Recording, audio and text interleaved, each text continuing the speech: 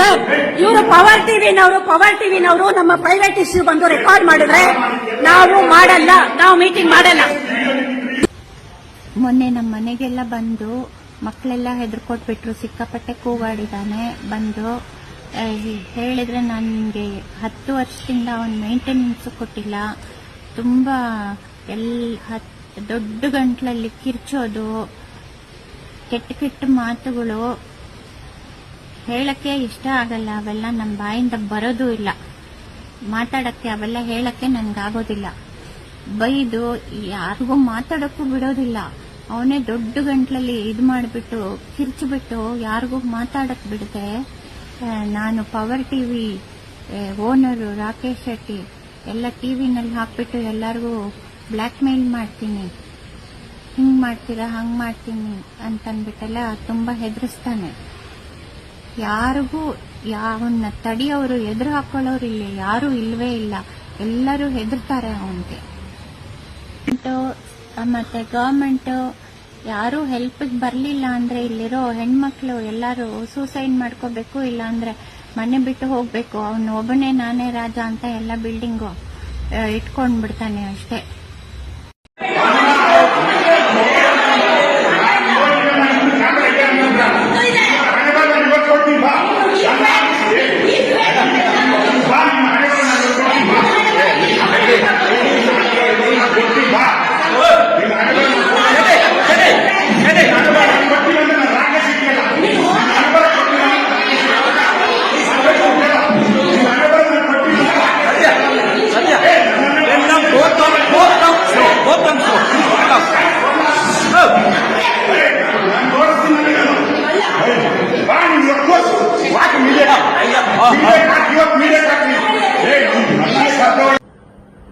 You know, I was staying at F9 at Krishna Wellington, and you won't believe my nephew had come there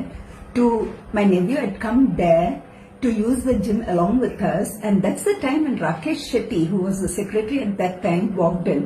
He started abusing my nephew so badly, and my nephew didn't know what to tell. He was so shocked. He said, Rakesh Shetty, sir, I am a doctor, sir. This Rakesh Shetty was he was telling, what will you do if I come and rape your patients? That is the way the audacity he had. My nephew was so shocked, being a doctor, how come he is using these type of languages? And he totally was under depression, and then we all tried to pull him up. Being a doctor, we had to pull him out of all these problems. And then within 2 months, we just left Krishna Wellington, and we didn't want to stay anymore in a place where the secretary behaves in this way, in this audacity, with no respect, no understanding, nothing at all. I really pity the old people who are staying there. Rakesh Shetty ಜೊತೆ ಪ್ರಶಾಂತ್ ಅಂತ ಒಬ್ಬ ಇದ್ದಾನೆ. ಅವನು ಇಬ್ರು ಸೇರ್ಕೊಂಡು ತುಂಬಾ ಎಲ್ಲರಿಗೂ ತೊಂದರೆ ಕೊಡ್ತಾ ಇದ್ದಾರೆ. 10 ವರ್ಷದಿಂದ ಅವ್ರು ಮೇಂಟೆನೆನ್ಸ್ ಕಟ್ಟಿಲ್ಲ, ಮತ್ತೆ ಯಾರಿಗೂ AGM ಸರಿಯಾಗಿ ಮಾಡಿಲ್ಲ. ಅವರು ನಮಗೆ ಮಾಡಲ್ಲ ಅಂತ ಹೇಳ್ತಾರೆ. ಅವ್ರು ಬಂದು ಯಾರಿಗೂ AGM ಮಾಡಿಬಿಟ್ಟು ಎಲೆಕ್ಷನ್ ನಲ್ಲಿ ಯಾರಿಗೂ ಮುಂದೆ ಬರಕ್ಕೂ